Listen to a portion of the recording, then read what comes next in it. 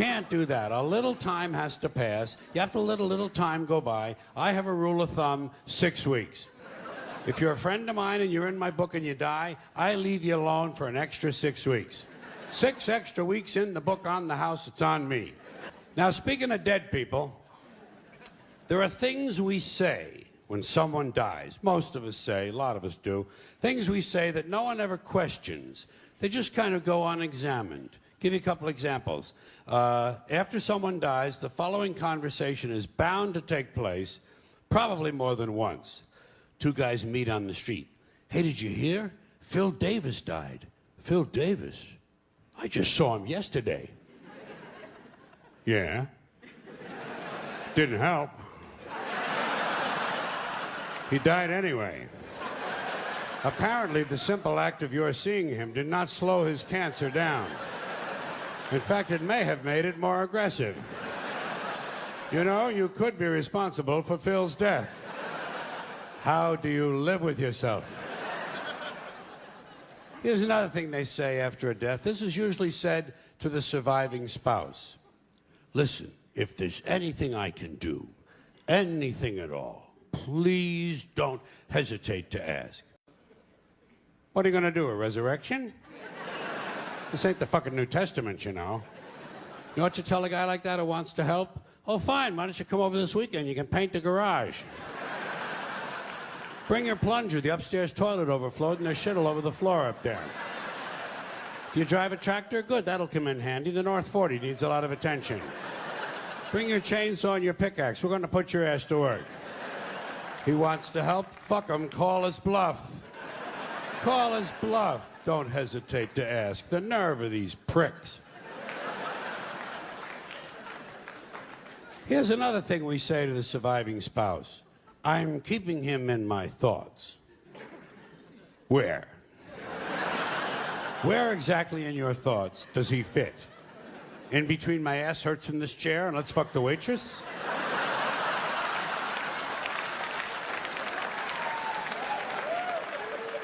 What are your priorities? We use a lot of euphemisms when we talk about death, you know? People say things like, you know, I lost my father. Ah, he'll turn up. You gotta stay optimistic with people like that. Give them reason to hope. Have you checked the dumpster out back? He used to like to take a nap in there. Keep it upbeat. Now, there's something else that is said after a death,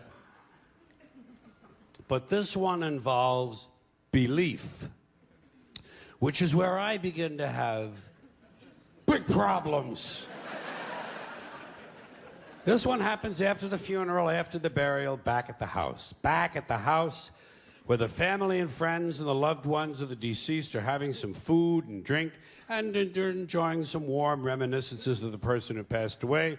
Sooner or later, someone is bound to say the following, especially after a few drinks. You know, I think he's up there now, smiling down at us.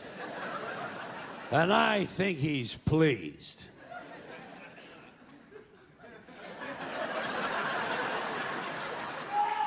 Now, first of all, there is no up there.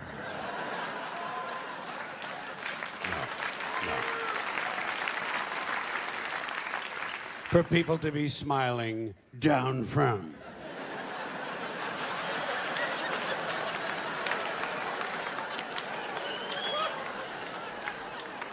It's poetic, it's quaint, and I guess for superstitious people it provides a little comfort, but it doesn't exist.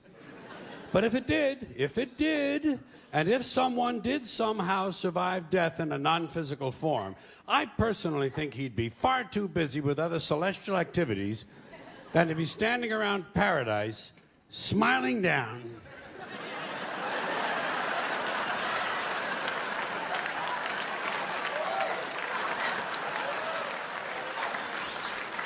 On live people. What kind of a fucking eternity is that?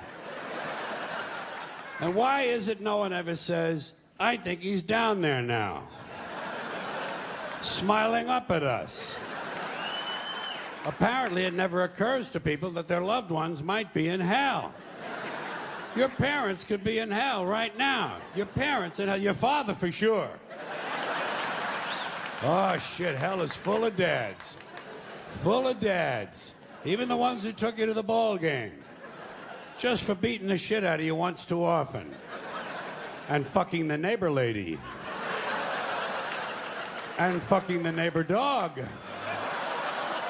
And who knows, maybe even fucking the UPS man. We'll never know what mischief Dad was up to. Parents in heaven. Parents in hell, excuse me. Kind of gives me a nice feeling, you know?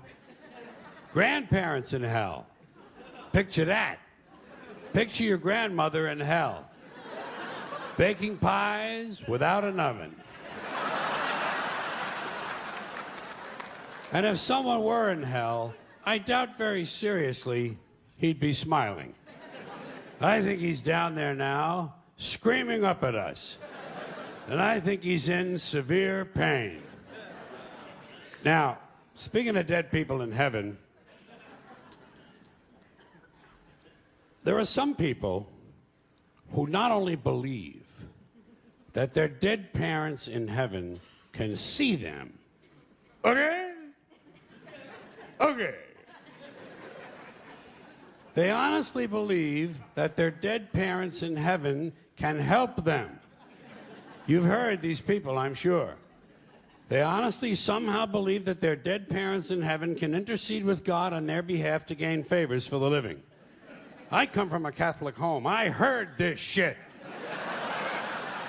They sit there in the chair with the fucking rosary and they look at you like this, you know, and they say, oh, my dad was looking out for me. He was looking out. I don't know how he got me out of that jam, but he got me out. Oh, my mom was in surgery with me. I could feel her presence in there. Yeah.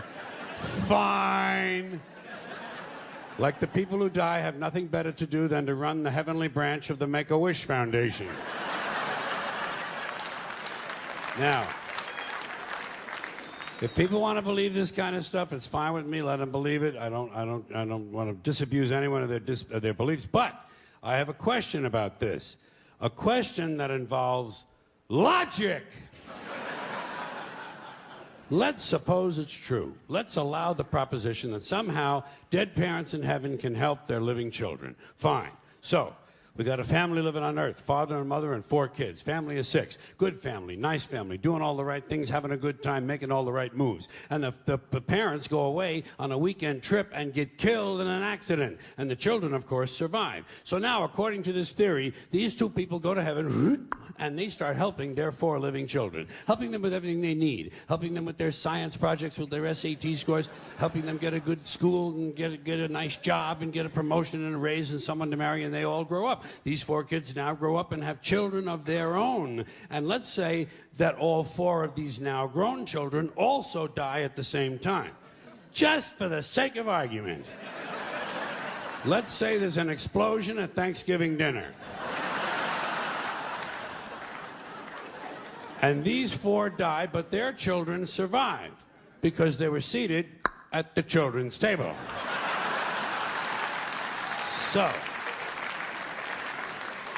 So now, according to the theory, these 4 go to heaven and they start helping their living children. But what happens to the original 2? What happens to the grandparents? Do they just go off duty now? What do? Is there a retirement program up there? Are there some activities for these people? Shuffleboard, pinball, online poker? There must be something they can do. Or do they have to remain on duty indefinitely? Do they have to keep on helping their living descendants forever and ever and ever? Is that what heaven's all about, helping the living? When do you get to just lie back on a cloud and take a fucking harp lesson? You know what I mean?